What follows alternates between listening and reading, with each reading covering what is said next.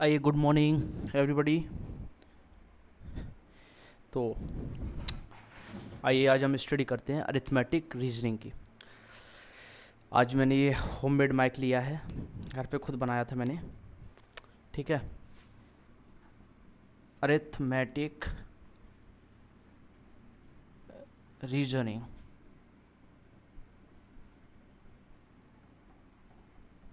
ठीक है, इससे बोलते हैं हिंदी में अंकगणितीय तर्क शक्ति। उम्मीद है आवाज़ आज अच्छी आ रही होगी क्योंकि मैंने माइक की व्यवस्था कर ली है। तो अंकगणितीय तर्क शक्ति इसको बोलते हैं। आज हम इसको डिटेल में पढ़ेंगे और क्वेश्चंस लगाएंगे। ये बवाल नहीं पढ़ेंगे, क्वेश्चंस लगाएंगे सीधा। ठीक है, मैं इसमें क्वेश्चंस लेकर आया हूँ आपके लिए कुछ बढ़िया बढ़िया। सबसे पहले तो मान लीजिए जो अर्थमेटिक रीजनिंग है वो कई बेस्ड पे होती है, जैसे कि नंबर कैलकुलेशन वगैरह वगैरह। ठीक है, पजल डाटा, तो इसी से संबंधित बहुत सारे क्वेश्चंस आते हैं। और जैसा कि आप जानते हैं CUCT में भी बहुत सारे क्वेश्चंस आएंगे। मैक्सिमम एग्जाम्स में इससे क्वेश्चंस आते हैं, सभी क्वेश्चन में एग्जाम्स में आते हैं। 12th से ऊपर जितने भी एग्जाम्स हैं, चाहे इंट्रेंस का हो चाहे किसी का हो, उसमें ये क्वेश्चंस आते ही आते हैं। ठीक है, तो ऐसा ये क्वेश्चन है, बच्चों की एक पार्टी में प्रत्येक ने प्रत्येक को उपहार दिया। इस पार्टी में उपहारों की संख्या 42 है, तो बच्चों की संख्या बताएं। अब ऐसा क्वेश्चन आता है, क्वेश्चन क्या है, एक बच्चों की पार्टी हुई, उसमें प्रत्येक ने प्रत्येक को उपहार दिया। ठीक है, और टोटल उपहार कितना हुआ, टोटल गिफ्ट्स 42। अब बच्चों की संख्या बताइए आप। अब मैं से तुम्हें दो तरीके से करने के लिए बताऊंगा। पहला तरीका ये है कि एक इसका फॉर्मूला होता है n-1। ठीक है, ये फॉर्मूला होता है। अब यहाँ पर ये फॉर्मूला आप लगा के भी कर सकते हैं। ठीक है, लेकिन एक सबसे बढ़िया तरीका मैं बताऊं। अब मान लीजिए 6 बच्चे हैं। ठीक है, कितना है, 6 बच्चे हैं। अब प्रत्येक को प्रत्येक उपहार दे रहा है, ये इसको भी देगा, इसको भी देगा, इसको भी देगा, इसको भी देगा, इसको। टोटल उपहार कितने दिया है, 5 दिए ना इसने। इसको मैं प्रूव कर रहा हूँ, 5 दिए। ये भी 5 देगा, ये भी 5 देगा, यानी 6 बच्चे हैं, वो भी 5-5 उपहार देंगे, तो 5-6 30, यानी कि 6 बच्चों ने 30 उपहार दिए। ऐसा ही होता है ना। इसमें सबसे अच्छा एक मेथड होता है हिट एंड ट्रायल मेथड, जैसा कि इसमें मैंने ऊपर वाले में बताया। ठीक है, हिट एंड ट्रायल मेथड आप कैसे टोटल गिफ्ट कैसे। इसके आंसर देखिए क्या क्या क्या दिए हुए हैं इसमें। ओरिएंटेशन ऑफ कर दे रहा हूँ, 1 मिनट। ओरिएंटेशन ऑफ, इसमें आंसर दिए हैं 6, B7, C8 और D9। अब मैंने आपको आंसर दिया, क्या दिया था, n-1 इंटू डी, वो सॉरी वो तो श्रृंखला वाला गया, n-1 ये मैंने दिया था। अब आप इसमें हिट एंड ट्रायल मेथड, अगर यहाँ पे 6 रखेंगे तो यहाँ 5 हो जाएगा, 6-5 30 आ जाएगा आंसर। अगर यहाँ पर 7 रखेंगे तो यहाँ 6-7-6 42, यानी कि राइट आंसर क्या होगा, 42। इसमें आप सॉल्व करने की कोशिश मत करना। सॉल्व अगर आपने करने की कोशिश करी तो आपका गया खेल। हिट एंड ट्रायल मेथड लगाओ, सबसे बढ़िया। देखिए तुरंत आया, 7 यहाँ पर रखा, 7 - 1 6 हो जाएगा ना यहाँ पर, तो 7-6 42 और 42 के पूरा, यानी बच्चों की संख्या कितनी थी, 7। Question finish. नेक्स्ट क्वेश्चन अब कर रहे हैं हम। ठीक है, अरिथमेटिक रीजनिंग का नेक्स्ट क्वेश्चन। इससे मैक्सिमम क्वेश्चन आपको लगेगा मैथमेटिक्स में अरिथमेटिक रीजनिंग मैक्सिमम क्वेश्चन इससे आएगा। मैं आपको बता दे रहा हूँ, 5-6 क्वेश्चन से ज़्यादा ही आएंगे इससे। ठीक है, अब नेक्स्ट है, जब 10 व्यक्ति एक दूसरे से हाथ मिलाते हैं तो ये कितनी तरह से संभव है। क्वेश्चन है ये, 10 व्यक्ति हैं। ठीक है, 10 व्यक्ति हैं, वो एक दूसरे से हाथ मिलाते हैं, तो कितनी बार हाथ मिलाया, कितनी बार संभव है। ये इसका भी एक फॉर्मूला है, वो है n-1/2। एक ये एक, इसी को हम दूसरे तरीके से करेंगे। मान लीजिए देखिए 10 लोग हैं, ये 1 2 3 4 5 6 7 8 9 और 10।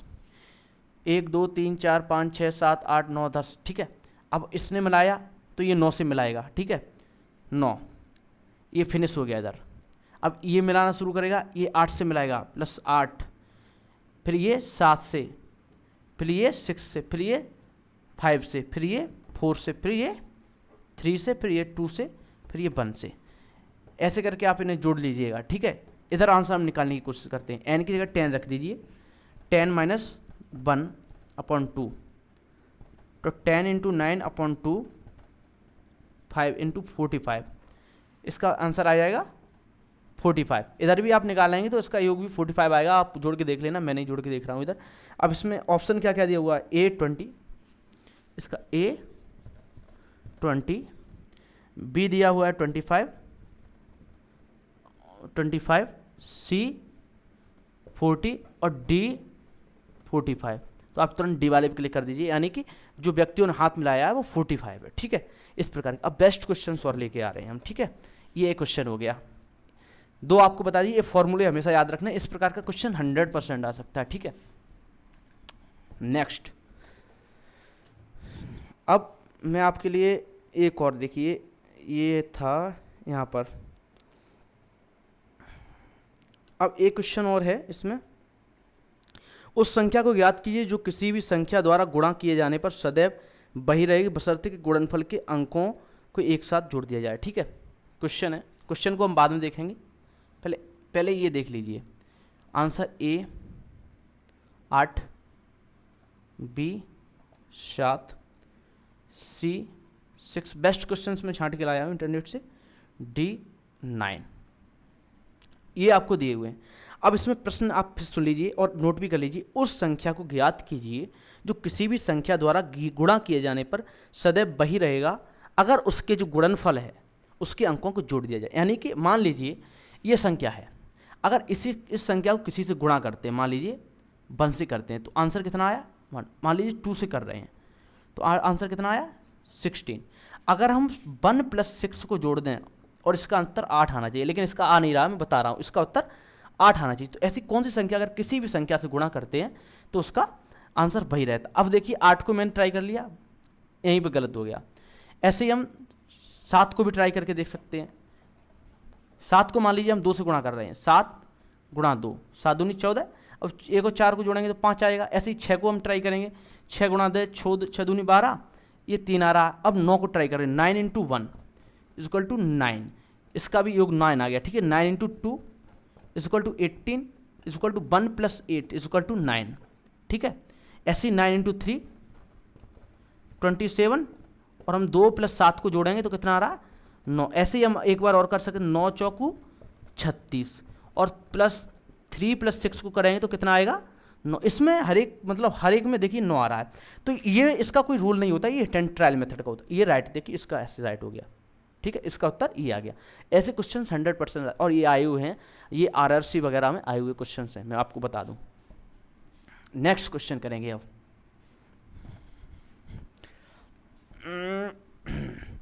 अगर मैं स्लो पढ़ा रहा हूं तो आप इसको 1.5x की स्पीड पे देख लेना, 2x की स्पीड पे देख लेना।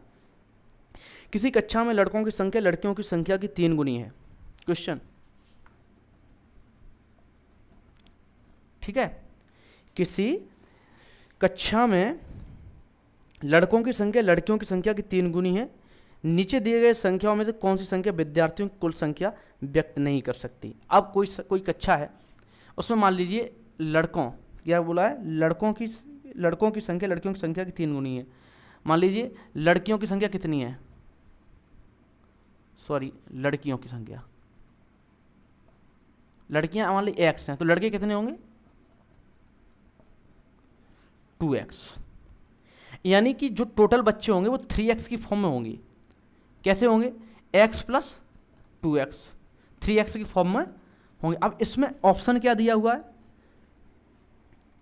देखिए इसमें ऑप्शन दिया है 48, 44, 42, 40, 48 A, B, सॉरी लड़के 3x की संख्या में है, 3 गुना बताया ना 3x, तो 4x की संख्या, यहाँ 4x की उसमें होना चाहिए, ठीक है। इधर देखिए इसमें बोला लड़कियों की जो संख्या है वो लड़कों की संख्या लड़कियों की संख्या से 3 गुनी है। अगर मान लो लड़कियों की x है तो लड़कों की 3x हो जाएगी। यानी कि जो हम जब जोड़ेंगे तो 4x की फॉर्म में आना चाहिए।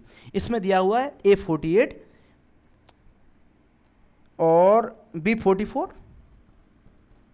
C 42 और D 40।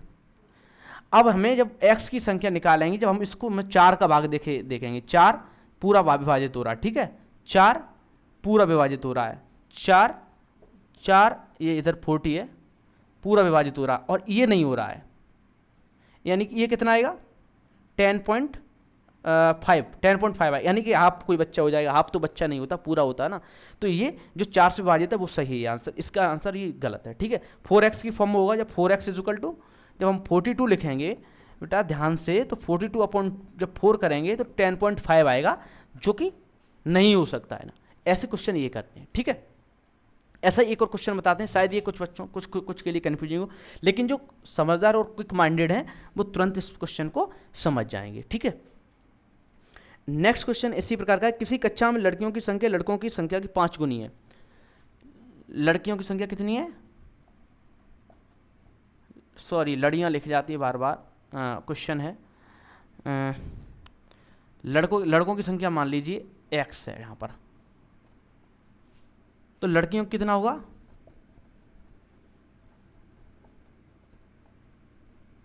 5x हो जाएगा ना, ठीक है। तो जो अब जो नई फॉर्म बनेगी, फॉर्म कौन सी बनेगी, x + 5x वाली, हमने पिछले क्वेश्चन में बताया था, यानी कि 6x के फॉर्म में मल्टीपल्स होंगे, ठीक है, 6x के फॉर्म में मल्टीपल्स होंगे। अब इसमें क्या लिखा है, तो निम्नलिखित में से कौन सी कक्षा के कुल बच्चों की संख्या नहीं हो सकती। 2013 में एक कॉम्पिटिशन में ये प्रश्न आया है, ठीक है। तो निम्न में से कौन सी संख्या बच्चों की कुल संख्या नहीं हो सकती। A 24, B ये खुद आप कर सकते हैं अगर पिछला क्वेश्चन सही से देखा हुआ तो, C 35 और D 42। अब देखिए 6x की फॉर्म में जब हम जिसमें 6 का भाग देंगे तो ये पूरा कट जाएगा, ये भी पूरा कट जाएगा, ये भी पूरा कट जाएगा, लेकिन ये नहीं कटेगा। इसका राइट आंसर हो जाएगा C। 6x की फॉर्म में देखिए सबसे पहले क्या जो दिया हुआ है, मान लीजिए लड़के हैं x, लड़कियां मान लीजिए 4x, तो इसकी फॉर्म बना लीजिए, एक फॉर्म बन जाएगी 5x दोनों को जोड़कर। और यानी कि जो उत्तर दिए हो जिसमें 5 का भाग चला जाता है वो संख्या हो सकती है, और जिसमें नहीं जाता, एक संख्या ऐसी होगी जिसमें नहीं जाता है वो संख्या नहीं होगी। एग्जाम्पल के तौर पे ये देख लीजिए, ऐसे क्वेश्चन इस प्रकार करने, ठीक है। अर्थमेटिक रीजनिंग के क्वेश्चन है, और इसमें से 100% 4-5 क्वेश्चन आपके CUCT के उसमें फंसेंगे। जनरल टेस्ट बहुत इंपॉर्टेंट है सारे बच्चों के लिए। नेक्स्ट क्वेश्चन देख रहे हैं, एक बढ़िया सा क्वेश्चन ले रहे हैं। हाँ, एक एमपी थिएटर है, उसमें सीटों की जो है कतारें 21 हैं। एक हॉल है मान लीजिए, ठीक है, उसमें सीटें की कतारें कितनी हैं 21 है, ठीक है। अब इसमें लिखा हुआ है प्रत्येक कतार में उसने आगे वाली कतार में 4 ज़्यादा हैं। प्रत्येक कतार से आगे वाली कतार में, यानी कि जो पहली कतार है जब दूसरी कतार में जाएंगे तो उसमें कितनी 4 सीटें ज़्यादा हैं, ठीक है, उसमें 4 सीटें ज़्यादा हैं। अब इसमें लिखा हुआ है अंतिम कतार में 100 सीटें हैं। जो 21वीं कतार है, अंतिम कतार कौन सी होगी 21वीं कतार, उसमें कितनी है 100 सीटें। इसे आपको ऐसे क्वेश्चन करना है वहाँ पर, ठीक है, 100 सीटें। तो उस जो हॉल है उसमें टोटल सीटें कितनी हैं, टोटल सीटें पूछी उसने, टोटल सीट्स उसने पूछी हैं। अब बहुत कॉमन क्वेश्चन है, इसमें हमें श्रृंखला वाला नियम निकालना है। यानी कि श्रृंखला क्या होता है, पहला A होगा, फिर दूसरा A + D होगा, फिर तीसरा A + 2D होगा, फिर चौथा A + 3D होगा, और फिर लास्ट वाला क्या होगा, लास्ट वाला क्या होगा A + n-1 × D। अगर आपने श्रृंखला चैप्टर कभी पढ़ा होगा तो, अगर आपने श्रृंखला चैप्टर कभी पढ़ा होगा, सीरीज वाला, समांतर सीरीज, ऐसे करना आपको। अब इसमें बताया कि देखिए यहाँ पर क्या होगा, D बराबर हो जाएगा 4। D मतलब डिफरेंस है, यानी कि जब A में 4 जुड़ गया इधर, फिर इसमें 8 जुड़ गया, फिर इसमें 12 जुड़ गया, ऐसे है ना। तो D = 4 हो गया। अब A हमें पता करना है यहाँ पर। अब इस फॉर्मूला देखिए ये लास्ट पद है, ये टोटल संख्या लास्ट पद की। अब इसमें हम रख के देखते हैं, ठीक है। A + n-1 × D = 100, n 21 हो गया, n मतलब नंबर ऑफ, मतलब पदों की संख्या कितनी है, ठीक है। तो a प्लस इधर 21 और -1 हो जाएगा, 21 है टोटल, ठीक है। पदा कितने, ये पद हैं टोटल, लास्ट वाली 21 है, तो ये 20 हो जाएगा। d कितना है 4 इक्वल टू 100, ठीक है। तो a इक्वल टू 20 से 80 और इधर चला जाएगा 100 माइनस 80 इक्वल टू 20। जो पहली वाली कतार होगी a इक्वल टू 20, ठीक है। अब हमने यहाँ पर 2-3 चीज़ें निकाल ली। a इक्वल टू 20 ए देख लियो, याद कर लो, ठीक है। अब हमने यहाँ पर 2-3 चीज़ें निकाली। ऐसे क्वेश्चन भाई साहब आ सकते हैं, और मैं तो कहता हूँ 100% आएंगे भी। a इक्वल टू मैंने 20 निकाल लिया, d इक्वल टू कितना निकाला मैंने 4, और लास्ट वाला पद l जिसे बोलते हैं, मान लीजिए उसको उसको निकाल लिया मैंने 100, ठीक है। अब हमें टोटल सीट निकालनी है।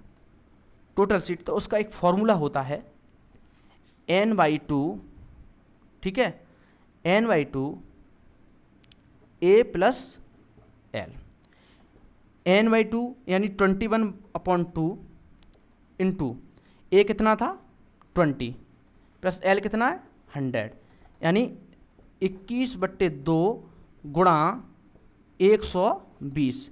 इधर 60 कट गया, अब इधर गुणा कर लीजिए, 6 × 6 6 दूनी 12, 1260 आंसर आ गया। अब इसमें ऑप्शन देख रहे हैं कितना दिया हुआ है।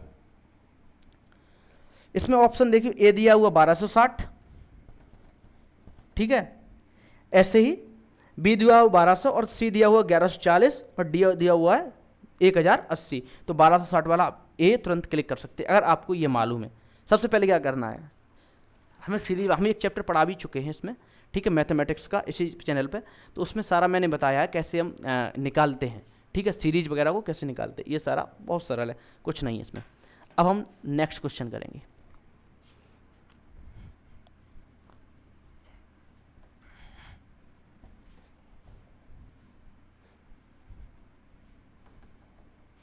नेक्स्ट क्वेश्चन करेंगे, एक विद्यार्थी को वास्तव में जितने अंक प्राप्त हुए हैं, एक क्वेश्चन है, एक विद्यार्थी को वास्तव में जितने अंक प्राप्त हुए हैं वह गलती से उसका 2 गुना बोल बैठता है। यदि उसके वास्तविक एवं गलती से बोले गए अंकों को कुल योग 48 है, तो बताएं कि उसके वास्तव में कितने अंक प्राप्त हुए हैं। क्वेश्चन बोल रहा है, आइए मैं थोड़ा रेड मार्कर और यूज करके देखता हूँ यार कैसा लग रहा है। इस पर नया पढ़ाना शुरू किया बोर्ड पे मैंने, नया चैनल है, तो उम्मीद है कि मैं अच्छा पढ़ाऊँगा आप लोगों को। आप बैक क्या देते हैं वो अलग चीज़ है, ठीक है। क्वेश्चन क्या है, कोई एक स्टूडेंट है, उसका जो रियल मार्क है, ठीक है, रियल मार्क्स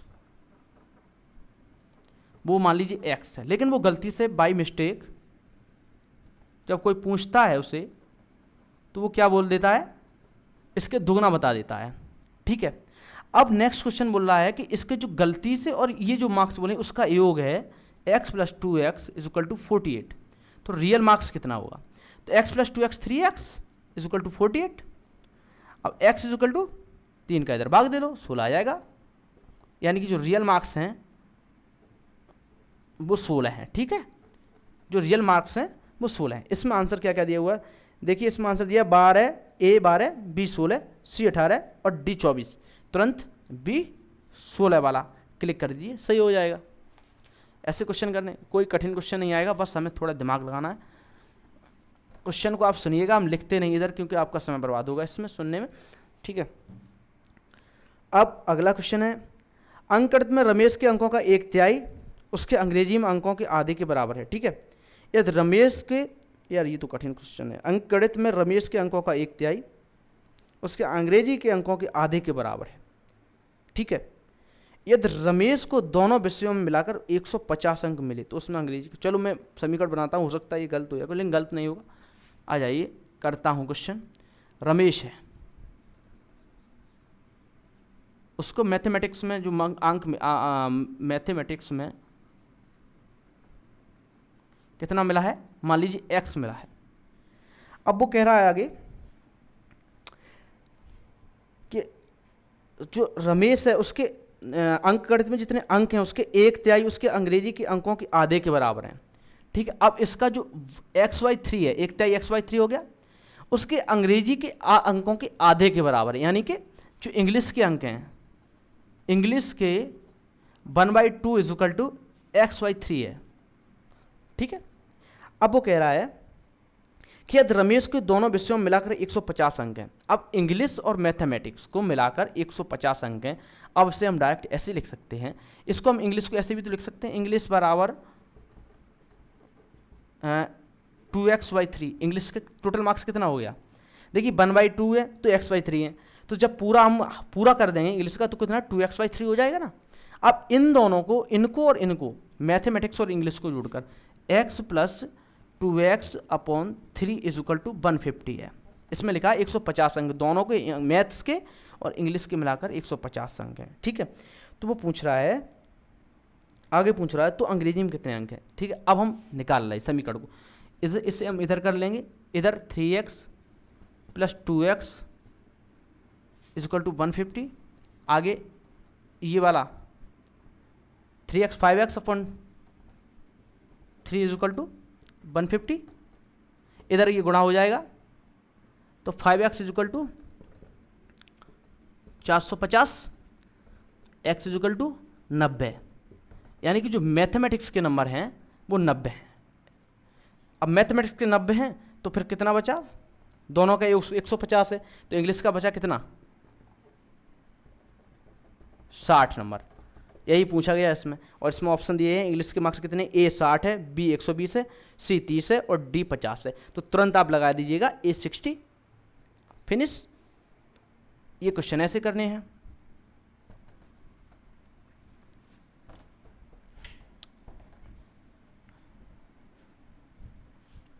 ठीक है। अच्छा नेक्स्ट चलते हैं।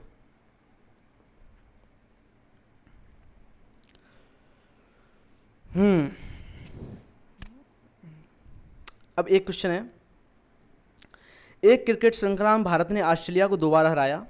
एक क्रिकेट श्रृंखला में, आप लिख लीजिएगा प्रश्न, एक क्रिकेट श्रृंखला में, कॉपी किताब लेके बैठिए, एक क्रिकेट श्रृंखला में भारत ने ऑस्ट्रेलिया को 2 बार हराया, वेस्ट इंडीज ने भारत को 2 बार हराया, ऑस्ट्रेलिया ने वेस्ट इंडीज को 2 बार हराया, जबकि भारत ने वेस्ट इंडीज व न्यूजीलैंड को 2 बार हराया। कौन सा देश ज़्यादा संख्या में मैच हारा। अब हमको सबसे सरल पता है ऐसे क्वेश्चन कब कर पाते हैं, जब हम 4 कॉलम बना लेते हैं। इसमें कौन कौन सी कंट्री बता दे, इंडिया, ठीक है, फिर कौन इसमें ऑस्ट्रेलिया का बताता है, ऑस्ट्रेलिया, ठीक है, ये लीजिए, वेस्ट इंडीज़ की बात करी गई है, वेस्ट इंडीज़ की बात करी गई, और फिर न्यूजीलैंड की NZ की बात करी गई है। ठीक है। अब इसमें क्या लिखा है, पहला जैसे एक क्रिकेट श्रृंखला भारत ने ऑस्ट्रेलिया को 2 बार हराया, ऑस्ट्रेलिया कितना 2 बार हार गया, हारा हुआ लिखते हैं हम, ठीक है, हारा हुआ, यहाँ पर भारत ने ऑस्ट्रेलिया को 2 बार हराया। वेस्ट इंडीज ने भारत को 2 बार हराया, वेस्ट इंडीज ने भारत को यहाँ पर 2 बार हरा दिया। ठीक है।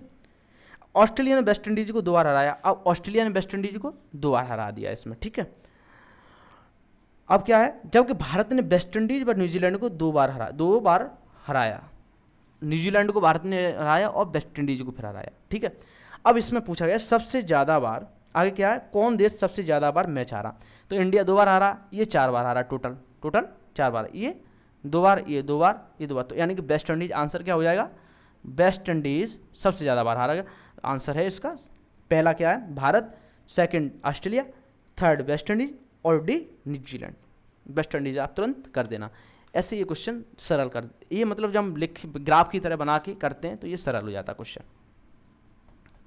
ठीक है। अगला क्वेश्चन है, किसी प्रतियोगिता में 5 खिलाड़ियों ने भाग लिया है। ठीक है।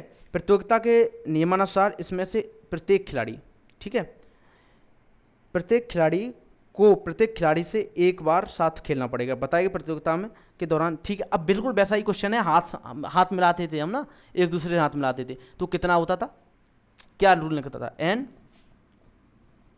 n-1/2 लगता था ना, वही इसमें लग जाएगा। ठीक है। अब कोई 5 खिलाड़ी हैं, प्रत्येक को प्रत्येक से खेलना पड़ रहा है, तो ये तुरंत लगाने 5 -1/2, 5 × 4/2, 2 दूनी 4, 2 पंजे 10। फिर क्वेश्चन सुन लीजिए, इस प्रकार का अगर क्वेश्चन आए तो कर लेना। ठीक है। इसमें बोला गया है एक प्रतियोगिता है जिसमें 5 खिलाड़ियों ने भाग लिया है। प्रतियोगिता के नियमों के अनुसार इसमें से प्रत्येक खिलाड़ी को प्रत्येक खिलाड़ी से एक बार खेलना पड़ता है। बताएं कि प्रतियोगिता के दौरान नियमानुसार कुल कितने मैच खेले गए। ठीक है, ये ऐसे करना है। कोई खिलाड़ी जब एक दूसरे से खेलते हैं, इसमें आंसर दिया हुआ है A 8, B 10, C 24 and D 30। Right answer इसका 10 है। गिर गया। चलो आपका टाइम जा रहा है, जल्दी करवा रहे हैं यार, मेरे को भी सोना है, 12 बज गए लगभग। अब एक क्वेश्चन है, बच्चों की एक पार्टी में प्रत्येक ने प्रत्येक को उपहार दिया। इस प्रकार उपहारों की संख्या 72 है, तो बच्चों की संख्या बताएं। बच्चों की एक पार्टी है, उसने हर किसी को एक दूसरे को उपहार दिया। टोटल गिफ्ट कितने हो गए?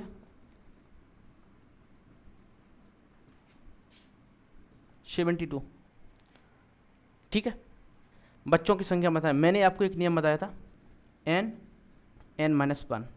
अब इसमें ऑप्शन A, B, C और D दिया हुआ है। A दिया हुआ है 10, 9, 11, 12।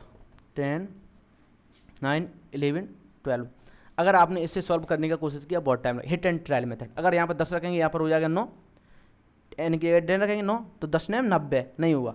इधर 9 रखा, इधर 8 हो जाएगा, तो 9 8 72। राइट आंसर तुरंत मिल जाएगा। Hit and trial method is good.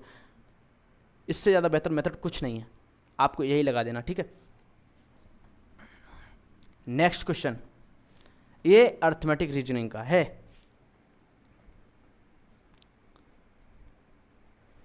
अब एक मैं 2 इंपॉर्टेंट लास्ट में क्वेश्चन कराऊंगा। हालांकि क्वेश्चन तो बहुत हैं, लेकिन इंपॉर्टेंट 2 क्वेश्चन जो आने की चांस ज़्यादा है उनको कराऊंगा, उसके बाद फिनिश कर दूंगा क्लास को। ठीक है, एक क्वेश्चन है, एक आदमी को 60 फीट ऊंचे वृक्ष पर चढ़ना है। क्वेश्चन है, एक आदमी को 60 फीट ऊंचा है, 60 फीट ऊंचा है। ठीक है, ऊंचा एक वृक्ष है, पेड़ है, उस पर चढ़ना है। हर सेकंड में वह 5 फीट चढ़ता है, परंतु फिर 4 फीट खिसक जाता है। 1 सेकंड के अंदर 5 फीट चढ़ता है और फिर 4 फीट माइनस में चला जाता है, यानी कि 1 फीट ही चढ़ पाता है। 1 फीट ही चढ़ पाता है। यहाँ तक दिख रहा होगा, लाइट का प्रकाश हो सकता है ब्लर कर जाए, मैं बता भी दे रहा हूँ साथ में। 1 सेकंड में 5 फीट चढ़ता है, फिर 4 फीट नीचे चला जाता है माइनस करके 1 फीट। तो फिर क्या होता है, कितना टाइम लगता है? ये थोड़ा मेंटली सोचने वाला क्वेश्चन आप करिएगा। गलत हो जाएगा, किसी मैक्सिमम पे गलत हो जाएगा, लेकिन थोड़ा सोचने वाली बात है। एक ये मान लीजिए पेड़ है, ये 60 मीटर, वो 60 फीट ऊंचा है। यहाँ एक फीट चढ़ा, 1 सेकंड लगा। ऐसे ही कर करके एक समय आएगा जब वो 55 फीट पे चढ़ जाएगा। कितने पे? 55 फीट पर। और कितना सेकंड लग जाएगा टाइम? 55 सेकंड। फिर जब वो नेक्स्ट सेकंड में जंप मारेगा, कितना मारेगा? 5 फीट। जैसे 5 फीट जंप मारेगा, सोई ऊपर टॉप पे पहुंच जाएगा, फिर तो वापस नहीं आएगा ना। यानी कि 55 सेकंड ये हो गया, plus 1 second equal to 56 second. Total time कितना हुआ? 56 सेकंड। फिर समझ लीजिए, कोई है कितना चढ़ पाता है? 1 सेकंड में 5 फीट चढ़ता है, 4 फीट नीचे जाता है और 1 फीट चढ़ पाता है। धीरे धीरे एक समय आएगा जब वो 55 फीट पे चढ़ जाएगा। 55 फीट, फिर 55 फीट पे जाके एक जंप मारेगा, तो 5 फीट की मारेगा ना। 5 फीट की जैसे जंप मारेगा तो टॉप पे पहुंच जाएगा, उसके बाद वो नीचे तो नहीं आएगा ना। तो यानी 55 सेकंड इधर लग गया। इसका राइट आंसर 56 सेकंड होगा। अब इसमें आंसर देख लो, इसमें आंसर दिया हुआ है 60 सेकंड, 59 सेकंड, 56 सेकंड और 58 सेकंड। इसका राइट आंसर है 56 सेकंड। ये 2013 में एक कॉम्पिटिशन में आया है। ठीक है, नेक्स्ट एक लास्ट क्वेश्चन है ये। एक बंदर 12 मीटर ऊंचे चिकने खंबे पर चढ़ता है। वह पहले मिनट में 2 मीटर चढ़ता है और अगले मिनट में 1 मीटर नीचे खिसक जाता है, और आगे भी इसी प्रकार का क्रम जारी रखता है। सेम क्वेश्चन है लेकिन थोड़ा डिफरेंट है। इसमें पहली मिनट में चढ़ता है, दूसरी मिनट में खिसकता है। उसमें सेम टाइम करता था, ऊपर भी जाता था, नीचे भी आ जाता था। इसमें पहली मिनट में चढ़ता है और अगले में नीचे आता है। तो क्वेश्चन क्या है? एक बंदर है, ठीक है, पहली मिनट में क्या करता है? पहली मिनट में वो 2 मीटर चढ़ता है, ठीक है, और दूसरी मिनट में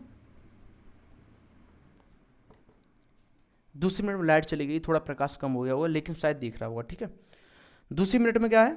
1 मीटर नीचे फिसल जाता है। 1 मीटर यानी 2 मिनट में कितना जाता है, 2 मिनट में मात्र 1 मीटर चढ़ा जाता है। एक खंबा है 10 मीटर का, खंबा 10 मीटर का।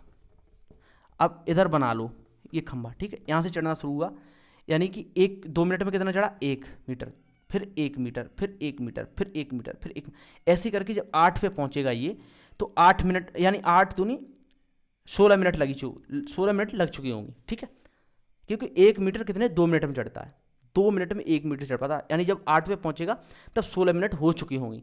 और फिर 8 में पहुंचने के बाद एक जंप मारेगा 1 मिनट में, और 2 मीटर की जंप मारता फर्स्ट टाइम पे, जैसे ही 2 मीटर की, तो 10 मीटर पे पहुंच जाएगा, यानी कि ये जो नेक्स्ट है 1 मिनट और, यानी 17 मिनट टाइम लगेगा। इसका राइट आंसर 17 मिनट होगा। 1 मिनट, 1 मिनट, पहले मिनट में 2 मीटर चढ़ता है और अगले मिनट में 1 मीटर नीचे आता है, ठीक है। 12 मीटर ऊंचा, 12 मीटर ऊंचा खंबा, ये 10 मीटर नहीं 12 मीटर ऊंचा खंबा, इसमें दिया हुआ है 12 मीटर। तो जैसे ये 10 पे पहुंचेगा, सो 20 मिनट हो चुकी होंगी इसकी, जैसे ही 10 पे पहुंचेगा इसकी 20 मिनट हो चुकी होंगी, और नेक्स्ट टाइम पे इस पे ये पहुंच जाएगा, यानी कि 21 मिनट टोटल टाइम लेगा। और इसका राइट आंसर देखिए, A 10 है, B 21 है, C 12 है और D 13 है। उम्मीद है, यानी कि इसका भी हो जाएगा, उम्मीद है आपको समझ आया होगा और इससे संबंधित हर एक प्रश्न कर चुके होंगे। अगर आपको इसी संबंधित और ज़्यादा प्रश्न चाहिए तो कमेंट सेक्शन में ज़रूर बताइए। Thank you very much.